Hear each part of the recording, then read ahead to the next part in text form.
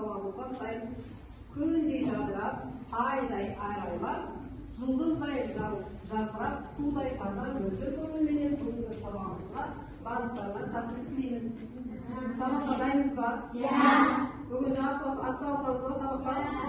Жақсы, олай болса, орнымызға жайғасамыз.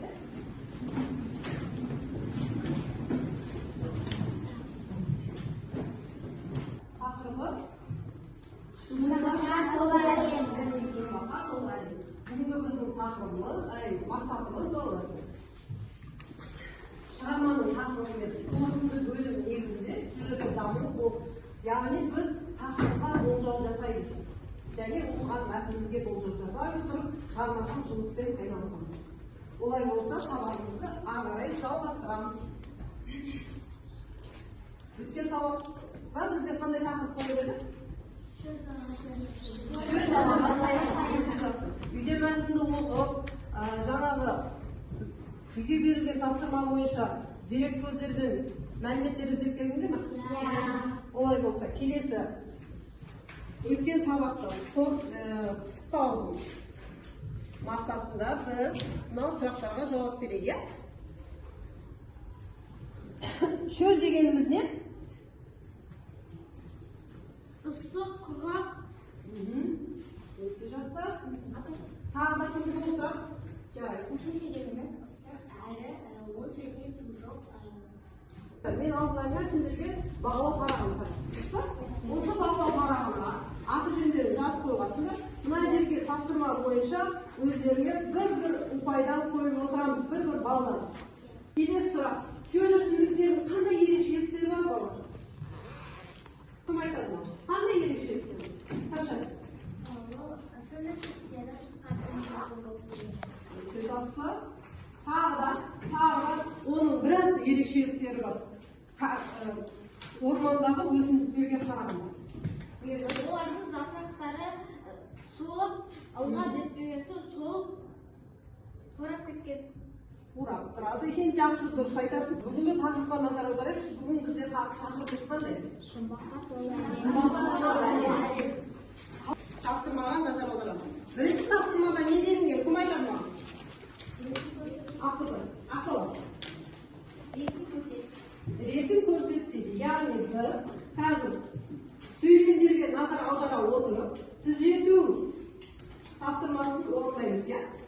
Түзету әдісі арқылы жаңағы сөйлемдердің ретін орналастырамыз. Оны біз дәптерде орындаймыз, және дәптерді бір-біріміз жұптасып тексереміз. Тапсырма түсінікті ма? Бұл тапсырманы орындауға сендерге 2 минут уақыт беріледі. Дайын болса, уақытымыз кетті. Енді дәптерімізді бір-бірімізбен ауыстырайықшы. Батуы шығуы, таңның білінуі, күннің көтерілуі, таңның ағары, туған ай. Отырған кезде мынандай бір 3 топқа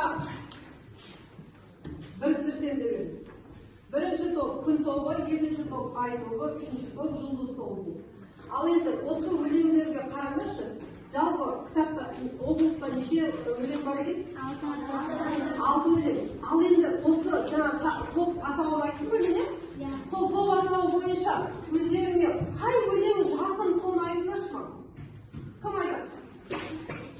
Құс жолы. Жөн деп айтамыз. Қараңдар, бірінші топ күн айта ғой, аяғыз. Күн, және Ай. күн, екінші топ қандай еді? Ай. Жұлдыз. Таң қыларында туады, жұпыра оның мұраты. Қараңғыда барын сүйту оның мұраты. Жақсы. Үшінші топ. Құс жолы, аспан бетін шаңдатып, бәйге шауып өткенде, не кеменің тамғасып, ізі қалып кеткенде. Өте жақсы, керемет. Ал мен сендерге мынандай бір тапсырма бердім. Осы өздеріңе таныс емес ғаламшарларда не істеп келеміз? Мәлімет орындап жасап беріп пе? Жақсы. Олай болса мен қазір сендерге мынандай тірексіз баланы таратамын. Сол тірексіз балаға қандай мәлімет тауып келген. Ал ең бірінші осы өлеңдердің ішінде қай өлең тақырыбы сендерге таныс емес? Құс жолы өркер. Сол құс жолы өркер қандай мәлімет тауып келгендерін осы жерге не істейсіңдер? Түсіреміз, иә? Бұл тапсырманы орындауға сендерге 3 минут уақыт беріледі.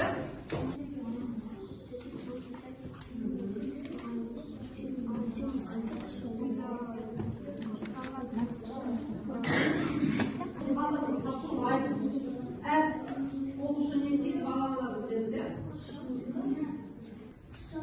Қышылы немесе бас әріппен галактика. Бұл шамамен 200 миллиард жұлдыздан 15 мың құс жолы галактикалық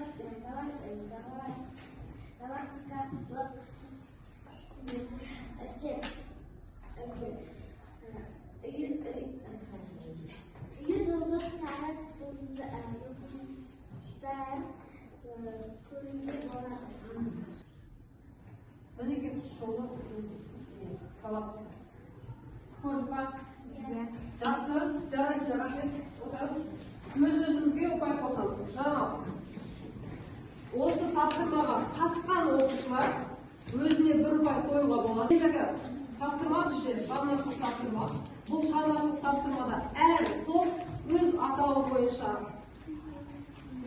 эссе жазады, өлең қойды және ертегі қойды. Дайынбыз ба шығармашылығымыз? Ертегі ешкі жүріп бір тезек. Бір баяғыда бір шоқ болыпты. Ол күзге қарай безді. Өзен жағасына барып ойланып отырды. Не болдайын жұлдыздан ағып бара жатқанын байқап, ол жұлдызға өзінің тілегін айтады. Олай болса, мына жерде бізде кері байланыс бар. Кері байланыста бізде 12 сөздің ішінен сабаққа сай келетін 3 сөзді таңдап ал дейді. Осы жерде 3 сөзді сендер өздеріңе түртіп алыңдар. Қай сөз сендерге осы сабақта жақын болды, немесе қай мүмкін сен белсенді болған шығарсың деген сияқты.